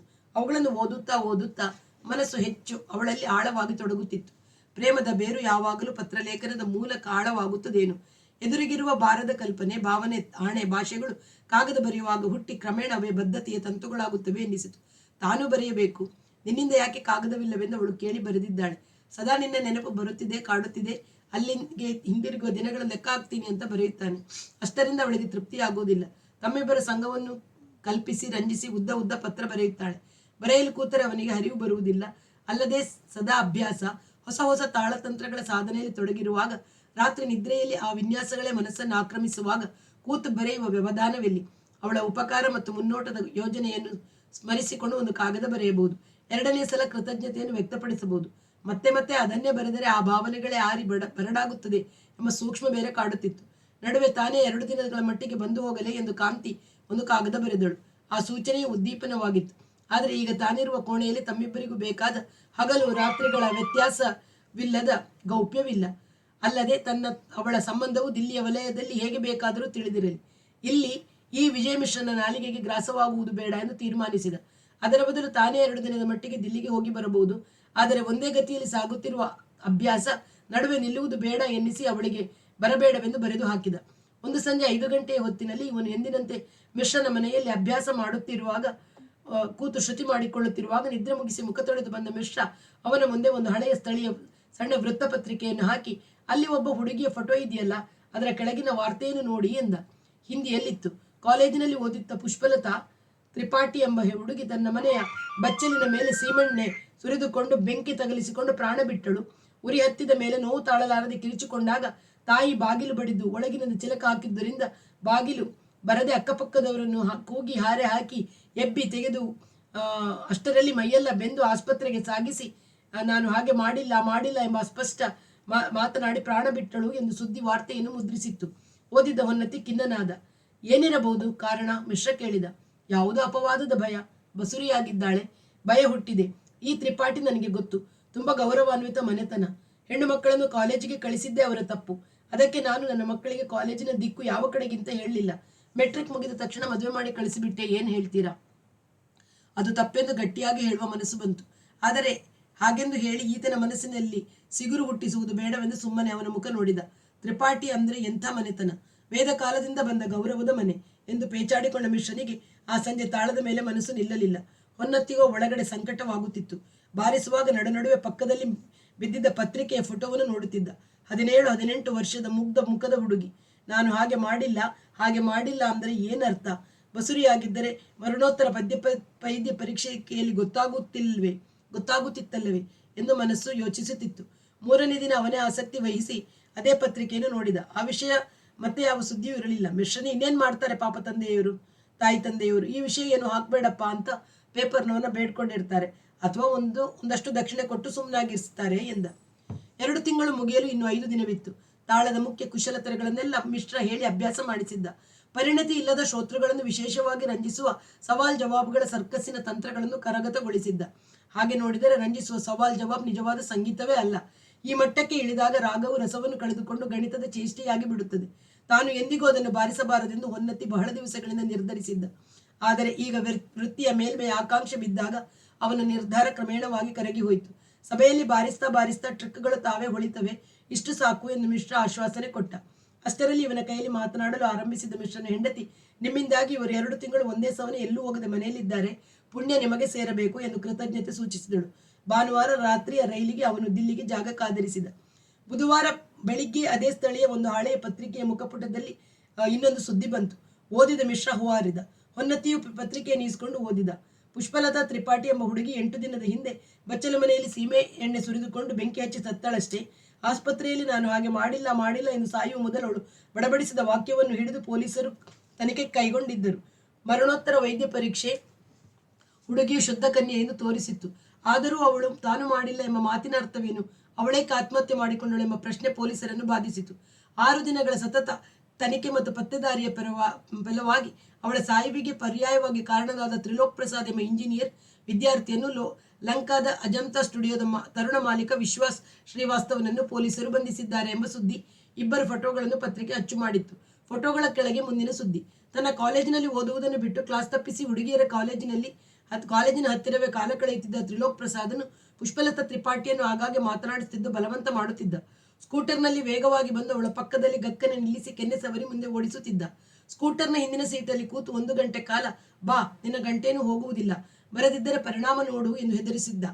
ಬಹಳ ದಿನ ಈ ಉಪಟಳವನ್ನು ಸಹಿಸಿದ ಹುಡುಗಿ ಒಂದು ದಿನ ಇವನನ್ನು ಚಪ್ಪಲಿಯಲ್ಲಿ ಹೊಡೆಯುವುದಾಗಿ ಬೈದಳು. ಅವನೊಂದು ಪ್ರತೀಕಾರ ಯೋಜನೆ ಹಾಕಿದ.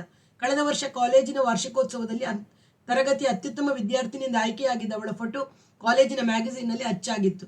ಮ್ಯಾಗಝೀನ್ನ ಎಲ್ಲಾ ಫೋಟೋಗಳನ್ನು ಅಜಂತಾ ಸ್ಟುಡಿಯೋದಿಂದ ವಿಶ್ವಾಸ್ ಶ್ರೀವಾಸ್ತವ ತೆಗೆದಿದ್ದ.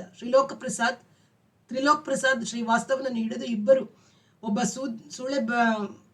ಬೀದಿ ಸೂಳೆಯ ಮನೆಗೆ ಹೋಗಿ 18 ವರ್ಷದ ವಯಸ್ಸಿನ ಒಬ್ಬ ಹುಡುಗಿಯ ಸೂಳೆಗೆ 100 ರೂಪಾಯಿ ಕೊಟ್ಟು ಅವಳ ನಗ್ನ ಶರೀರದ ಫೋಟೋ ತೆಗೆದು ಪುಷ್ಪಲತಾ ತ್ರಿಪಾಠಿಯ ಮುಖಭಾಗವನ್ನು ಸೂಳೆಯ ನಗ್ನ ದೇಹಕ್ಕೆ ಭಾಗಕ್ಕೆ ಅಂಟಿಸಿ ಪ್ರಿಂಟ್ ಮಾಡಿ ಪುಷ್ಪಲತಾಳೆ ಹಾಗೆ ನಗ್ನವಾಗಿ ನಿಂತಿದ್ದಾಳೆ ಎಂದು ಯಾರು ಬೇಕಾದರೂ ಹೇಳುವಂತೆ 3 ಅಡಿ ಎತ್ತರದ ಫೋಟೋವನ್ನು ಸೃಷ್ಟಿಸಿದರು.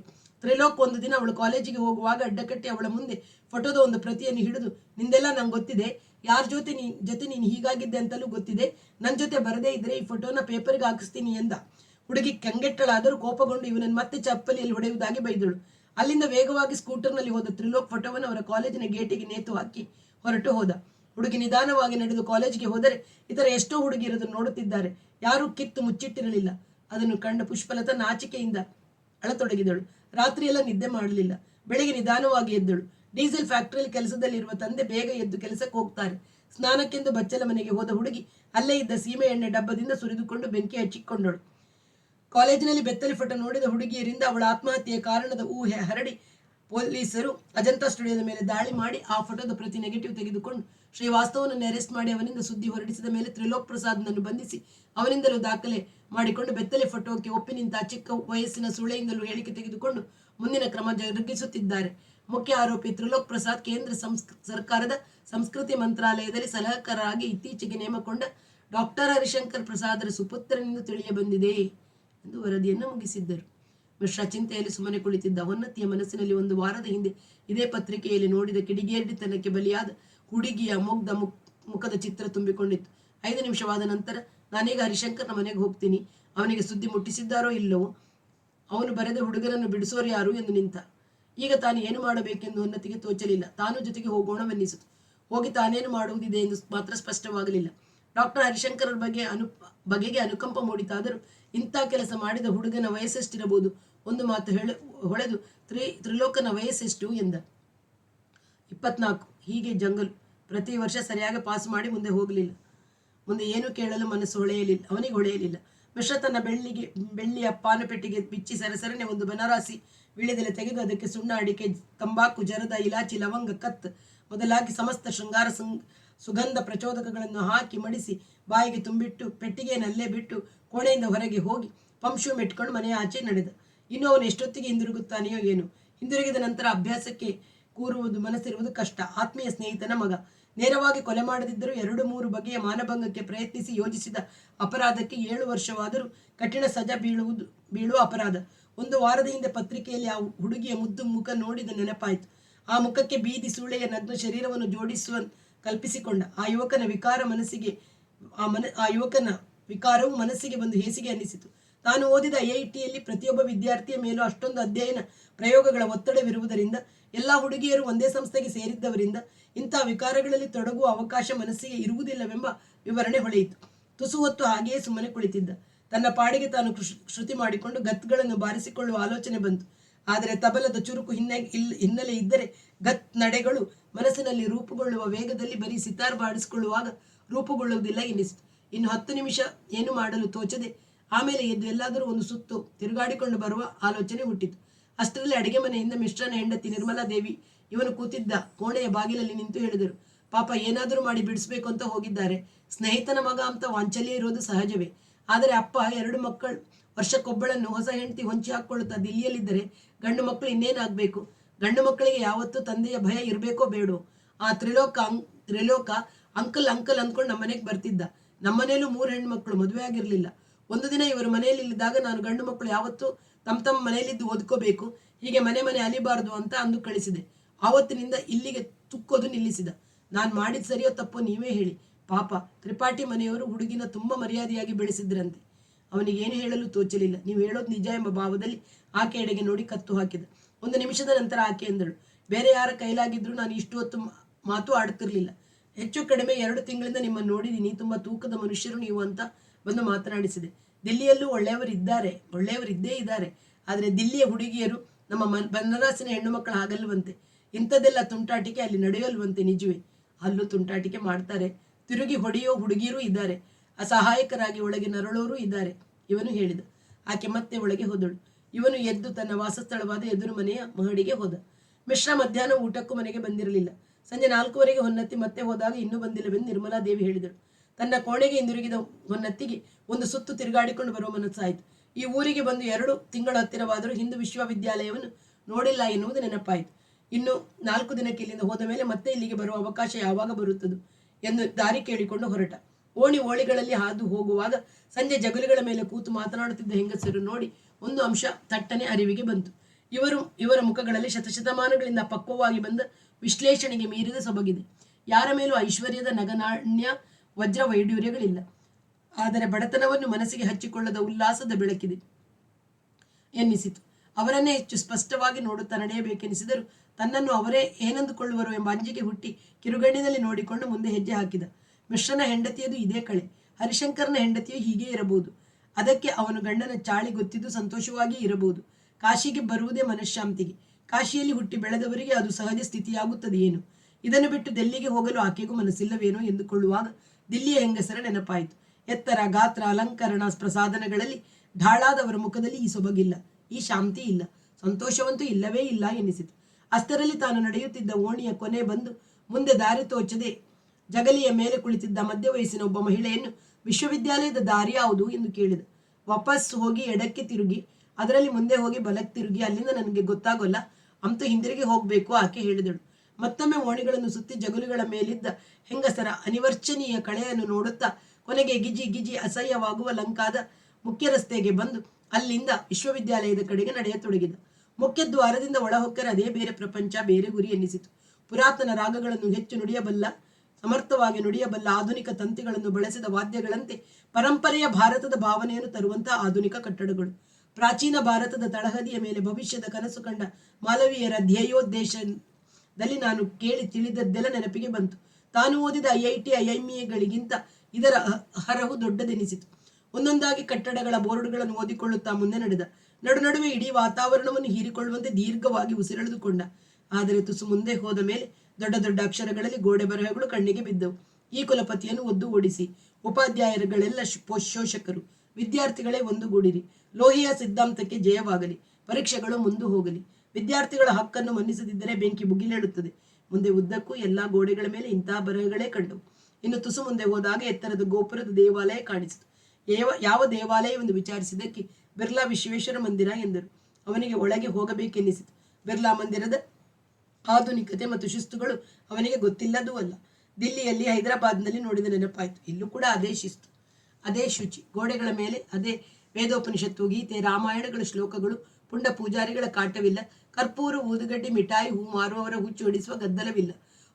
ಹೊರಗೆ ಬಿಟ್ಟ ಎಕ್ಕಡ ಕಳವಾದೀತೆಂಬ ಆತಂಕವಿಲ್ಲ. ಒಳಗೆ ಹೋದಾಗ ಜೋಗಿ ಬೆಟ್ಟದ ನೆನಪಾಯಿತು. ದೇವರಿಗೆ ನಮಸ್ಕರಿಸಿ ಹೊರಗೆ ಬಂದು ಕಲ್ಲು ಬೆಂಚಿನ ಮೇಲೆ ಕೂತ.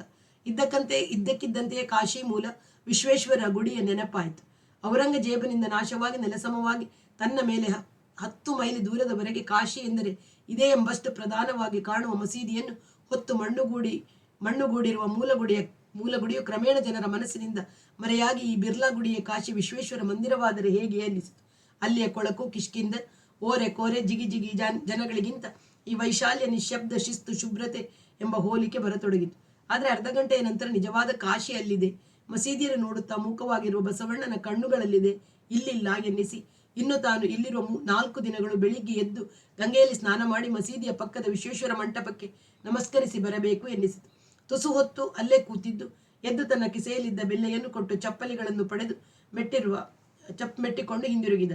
ದೇವಸ್ಥಾನಕ್ಕೆ ಗೇಟಿನಿಂದ 1 ಫರ್ಲಾಂಗ್ ದೂರ ಬರುವಲ್ಲಿ ಎದುರಿಗೊಂದು ಮೆರವಣಿಗೆ ಬಂತು. ಸುಮಾರು 200 ವಿದ್ಯಾರ್ಥಿಗಳು.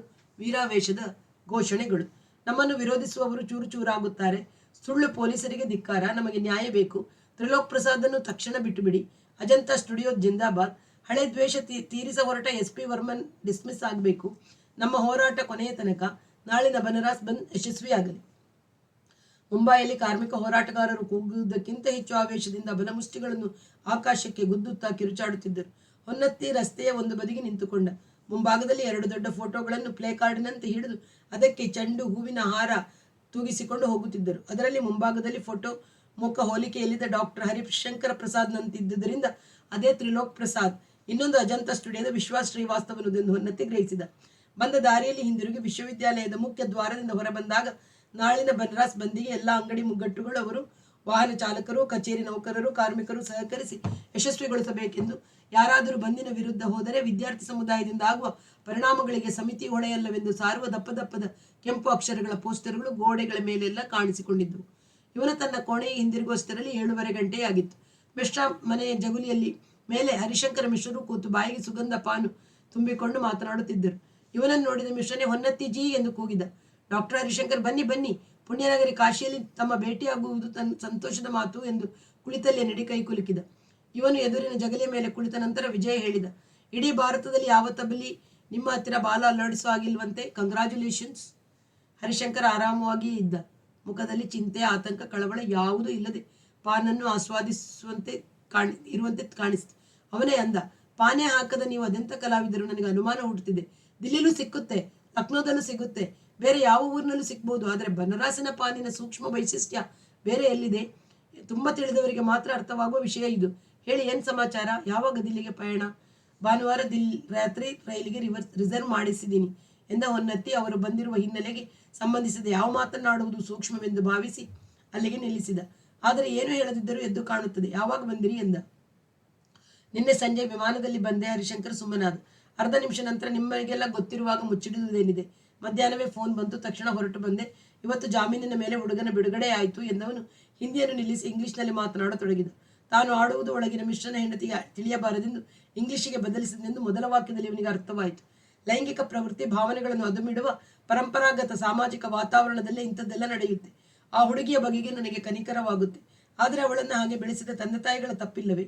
ಇಷ್ಟಕ್ಕೂ ಅವಳು ಹಾಗೆ ಮಾಡಿಕೊಂಡದ್ದಕ್ಕೆ ನನ್ನ ಮಗನೇ ಕಾರಣ ಅಂತ ನಿರ್ಣಯಾತ್ಮಕ ಸಾಬೀತುಪಡಿಸುವುದಕ್ಕೆ ಏನೂ ಆಧಾರವಿದೆ? ಬೇರೆ ಕಾರಣವಿರಬಹುದು, ಅವಳದ್ದೇ ಬೇರೆ ಪ್ರಕರಣವಿರಬಹುದು. ತರುಣ ತರುಣಿಯರು ಯಾವ ಅಂಜಿಕೆ ಇಲ್ಲದೆ ಬೆರೆಯುವ ಸಮಾಜದಲ್ಲಿ ಇಂಥದ್ದು ನಡೆಯೋದಿಲ್ಲ ಅನ್ನುವ ಸಾಮಾಜಿಕ ಸತ್ಯವೇ ನನಗೆ ಮುಖ್ಯ. ನೀವೇನನ್ನುತ್ತೀರಿ? ಅವನು ನನ್ನಿಂದ ಸಹಮತಿಯನ್ನು ಅಪೇಕ್ಷಿಸುತ್ತಿದ್ದಾನೆಂಬುದು ಹೊನ್ನತಿಗೆ ಅರ್ಥವಾಯಿತು.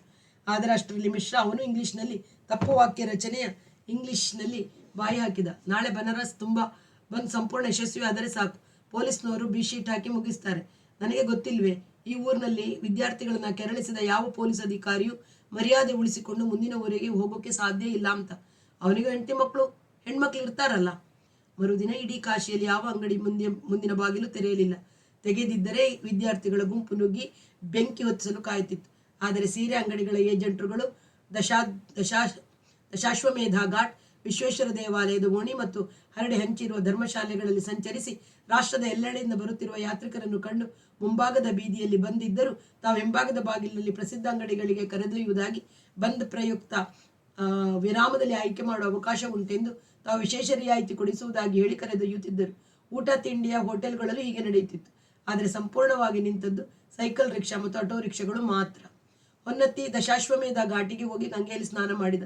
ಮೆಟ್ಟಿಲು ಹತ್ತಿ ಹೋಗಿ ದೇವರಿಗೆ ಪೂಜೆ ಮಾಡಿ ಬಂದ. ಅನಂತರ ಒಂದು ದೋಣಿಯವನಿಗೆ ಕಾಶಿ ಮಹಾರಾಜರ ಅರಮನೆಯವರೆಗೂ ಕರೆದೊಯ್ದು ತೋರಿಸಿ ಹಿಂದಿರುಗಿ ಕರೆತರುವಂತೆ ಹೇಳಿ ಕುಳಿತ. ದೋಣಿಯ ನದಿಯ ನಡುಭಾಗಕ್ಕೆ ಬಂದು ಸ್ನಾನಘಟ್ಟಗಳ ಸಾಲು ಉದ್ದಕ್ಕೂ ಕಾಣತೊಡಗಿದಾಗ ದಿವ್ಯ ಸಂಗೀತ ವಾದ್ಯದ ಮನೆಗಳ ಸಾಲಿನಂತೆ ಕಾಣತೊಡಗಿತು. ಕೆಳಗೆ ಹರಿಯುವ ಗಂಗೆಗೆ ನಿರಂತರ ಸಂಗೀತವೆನಿಸತೊಡಗಿತು.